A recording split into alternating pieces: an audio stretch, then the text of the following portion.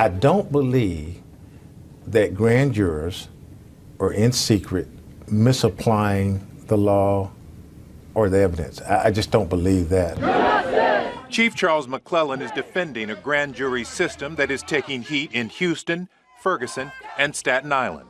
Many of these incidents, they're awful, they're unfortunate, but it does not mean that they're unlawful. Nearly a year ago, one of his officers shot and killed Jordan Baker, a man who fit the description of a robbery suspect.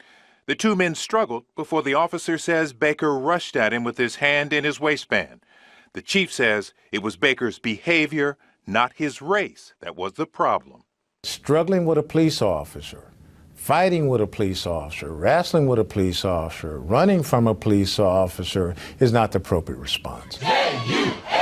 Protesters aren't buying it, believing race was the reason Baker was stopped in the first place. But McClellan says he understands the profiling accusation because it's happened to him. Sometimes the person before me can present their credit card, and I may be asked to present a form of identification and my credit card. Yes, it has.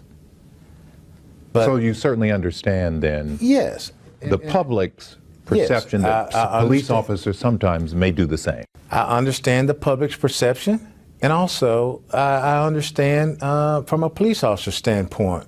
The chief, who has been on the force for nearly 40 years, believes it is a different department today with more officers who grew up in diverse environments.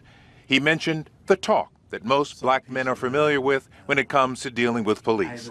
He says it's not about fear, but respect. I got the talk also, but my talk was just not exclusive to police. My talk was about respecting folks who are in authority, my teachers, my coaches, the elderly lady that lived next door, the elderly folks in my neighborhood. That's what we have to teach children.